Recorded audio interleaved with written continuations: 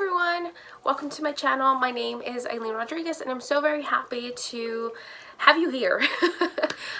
This is one of my very first videos and I honestly just want to have a space where I can just talk about the books I read. Honestly, I'm gonna try my best to just give you guys a brief summary of what the book is at the beginning of this video. That way, if you are someone who's new to reading the fantasy genre and just kind of want to get an idea of what the book is about, you guys can just watch the first couple of minutes. However, if you have already read this book and you just want to hear another reader's thoughts about what the book was about, feel free to continue watching the rest of the video. Within this first video, I do want to go ahead and talk about one of my favorite series at the moment, which is A Court of Thorns and Roses.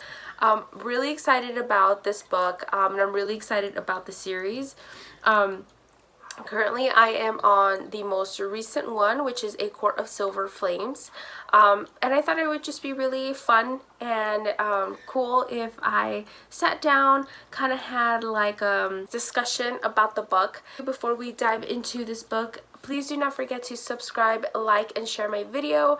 By you doing so, it will help my video be seen by other people. Without further ado, let's go ahead and jump right in. Okay, so if you have already finished this book, then you're already going to know what I'm going to be talking about. But if you are someone brand new to this book, it has brought me so much joy in the past 2 months that I've been reading this series. So A Court of Thorns and Roses, in my opinion, is a romance fantasy novel. And obviously there's more than just romance in this book, but I will not say that this is a young adult novel.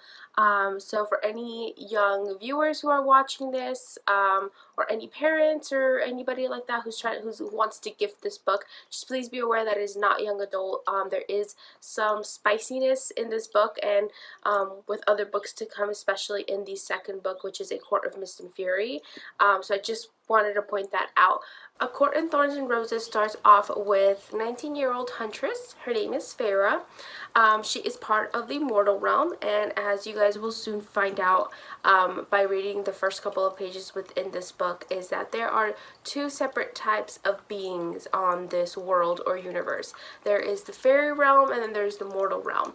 And these two realms are separated by what the book is calling it the wall. So in one part of the continent, it is Perithian, which is basically the fairy realm, and then there's that wall, and then below it is the mortal realm, which is where our main character Farah, the huntress, is from. But anyway, to continue on with the summary, Farah goes out into the woods and she hunts a wolf that she was not fully aware that was a fairy.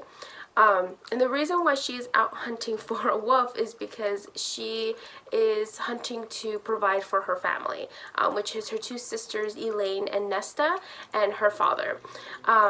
And previously to her being a huntress, she actually came from a family of wealth, but throughout the years her family became poor. And as well, her mother also passed away. And when her mother passed away, her mother basically gave her the responsibility of providing for the family, making sure that they survived, making sure that they had the things that they needed, basically. So 19-year-old Farah, like I said, went into the woods to provide for her family, find food for the winter season, because you know, that was one of the harshest seasons for them. So afterwards, once Freya ends up killing this wolf, she ends up getting a surprise visit from a terrifying creature, basically seeking retribution for what she has done. And Farah wasn't 100% sure if it was a fairy or not, but soon she realizes that the wolf she had killed was exactly that. It was a fairy. And this creature that basically is seeking retribution tells her, hey, like, you killed one of my people. You have two choices. Either I kill you now, or you can live out your sentence in my land. He didn't hypothetically said he was her prisoner, but, you know, Farah, I'm sure, didn't want to die, so, you know, if she would have died, then this book would have been literally like maybe 15 pages. So Feyre decided to go with him and live out her sentence in his land, basically. And she soon finds out that this terrifying creature that came knocking at her door is actually one of the High Lords of the Fey Realm. And the High Lord that I'm speaking about specifically is Tamlin. And Tamlin is the High Lord for the Spring Court in Prythian. And, you know, as the story continues, she starts to realize that Tamlin is not all bad, and he's not this beast and terrifying thing that people in her village once had told her. You know, a lot of the legends that would be said in her village or in the human realm were saying that fairies were awful, they were terrible people, they kill for fun, and like basically all of these terrifying things that mortals took to heart because they never maybe had encountered a fairy or have never even set foot into the fairy realms because of course of that wall and that separation between the fairy realm and the mortal realm. So soon after, when Feyre actually arrives to the Spring Court and she's kind of lived and is learning a little bit more about the fairy world, she soon realizes that there is actually like a wicked, evil presence or shadow that is causing harm to the fairy world. And you know, she's trying to help as much as possible, but there are of course a lot of obstacles that may be getting in her way, not just her mind but her heart as well. But you know, she realizes that if she doesn't somehow help Tamlin, that the fairy world will basically be doomed. But I'm gonna leave it at that. So if anybody else who is going to continue watching and moving forward with this video, please be aware that I am now going to probably say spoilers. So if you have already read this book, please stay tuned. We will talk about this book. So let's go ahead and talk about Feyre and Tamlin. Now I'm not gonna lie, when I first read this book, I loved Tamlin. I thought he was so sweet. I thought he was just that brooding type. They were trying to, you know, the author was really trying to tense up that sexual tension within them. But if you read the entire series, you'll come to learn that Tamlin is no longer your favorite. So with that said, I will say the author did a really great job with showing that slow and gradual elevation of the romance. Because when you first really read this book and Feyre goes into the Spring Court, they also announce another character, which is Lucien. And Lucien and Tamlin are basically like best friends in this book. Lucien, I believe, is his emissary. And as you're reading this, you're kind of trying to figure out, like, okay, is she gonna fall in love with Tamlin or is she going to fall in love with Lucien? Now, of course, we know she's gonna have to fall in love with one of them, right? So for me, it was like, is this going to be a love triangle type of thing? Or is this going to be just like, he's my best friend, and then like this guy is going to be like my man kind of thing. Turns out it was that, of course, Lucien learns to love her, learns to really appreciate her and build some form of relationship with her, which is kind of more like a brotherly best friend type of vibe that it gave me. After like maybe the second or third encounter, I started kind of getting that vibe from him. Tamlin, for sure, I realized was going to be her love interest. And of course, I know that this first book is kind of like a retelling of Beauty and the Beast, because when I first read this, I was like, oh, 100% Beauty and the Beast vibes. Like, this is what I got from this book. So afterwards, within that, I think what got me the most out of this whole book is towards the end, we find out more about what this wicked shadow, what this wicked presence is, and it's really about Amarantha. And Amarantha is someone who comes from the continent of Hybern, and we'll talk more about that as the books continue on. But we start to learn that Tamlin actually had a bargain or like a deal with Amarantha, basically stating that, you know, if Tamlin was able to find a human to love him, then they would it would lift this curse that was upon their land. And this curse that was upon their lands was that they had these masks attached to their face for, I think, over 50 years or maybe 50 years, that they have not been able to lift. And I believe the bargain and the deal was that they had to 50 years to break this curse, basically, or else Tamlin basically became Amarantha's prisoner. And that year that Feyre came into the Spring Court, that was technically the last year to break this curse. But of course, because Tamlin started loving her and really started to fall in love with her, was like, you know, mentally he probably was thinking, like, I can't do this to her, I need to set her free. Again, very Beauty and the Beast like. And because Feyre loved him so deeply, Feyre realized, like, I can't just leave him. I need to do what I can to help him.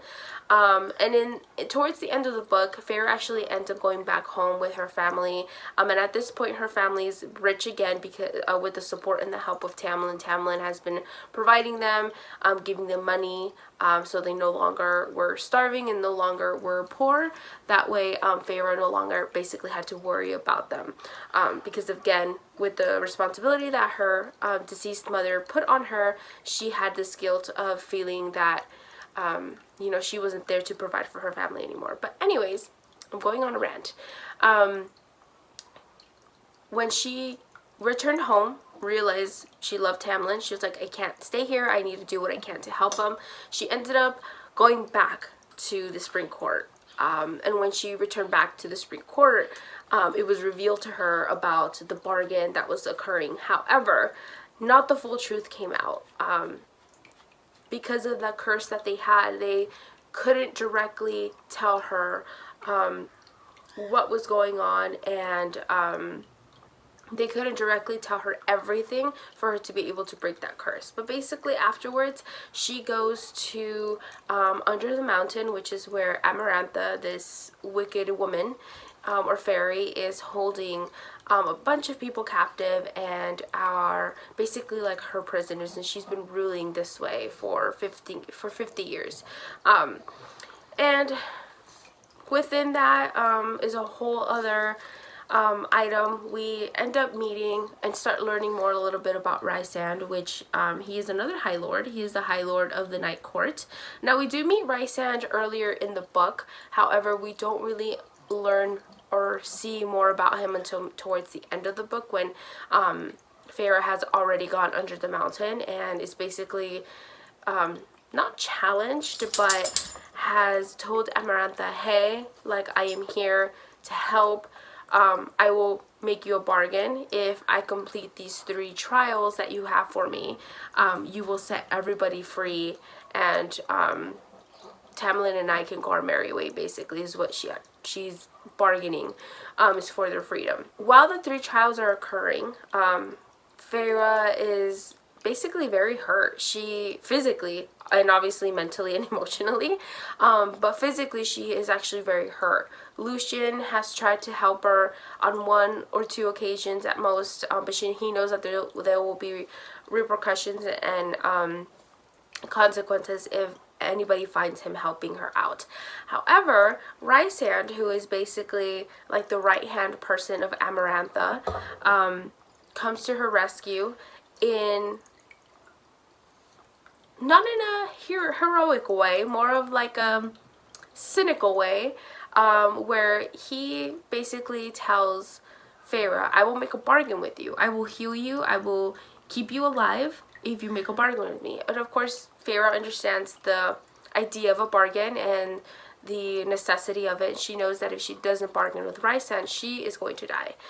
So she ends up bargaining with him, and basically their bargain is that once every month for the rest of her life, she will spend 1 week at the Night Court with Rhysand. So that's their bargain. Rhysand upholds his promise on his end, making sure that he heals her, making sure that she is healthy, and is safe as much as he can make her safe, basically. At this point, Feyre and him have kind of more of a hate relationship. Feyre doesn't really understand him, and Rysand is slowly learning to understand her, but we won't know more about that until we obviously dive in deeper into the second book. And within these 3 trials, of course, they're made for her to not survive. And luckily she did survive it. And towards the end of the book, it is revealed that in order for Feyre to have broken the curse that Tamlin was placed on, she simply just had to say "I love you," and mean it. Obviously, she wouldn't just have to say "I love you" and then boop, it's done. No, obviously, it had to be a true sentiment. She would have to voice the words "I love you." But I think that's what irked me the most when I was reading this book, because I was like, this could have all been avoided with 3 simple freaking words. Like, when I first read this, I was like, okay, that could have solved everybody's problems. But anyway, at the end of the book, basically, Tamlin ends up killing Amarantha. And in the process of that, Amarantha actually ends up killing Feyre. You know, she laid it all out. She ended up breaking the curse. And yeah, it was just very heavy. Basically, Feyre ends up dying. And because of her bravery and what she did to save the fairy world, Tamlin was desperate at this point and was asking for all the other High Lords that were under the mountain, who were being either kept prisoner or were the followers of Amarantha. He was basically begging and pleading to save her. So each High Lord of each court basically took out like a piece of themselves, I guess like a little ball of soul, I don't even know how to explain it, and put it into Feyre. That brought Feyre back to life. However, Feyre was no longer immortal. Feyre was now a fairy. Big reveal right there. For me, I was like, what? I was like, well, huh? But it was a good ending. I wasn't upset about it. I really enjoyed it. I think the only thing that really made me upset and annoyed was the fact that, like, all she had to say was, I love you, and that was it. And it would have broken the curse. But, I mean, aside from risking her life and doing all this, she ended up becoming a fairy. So, there's that.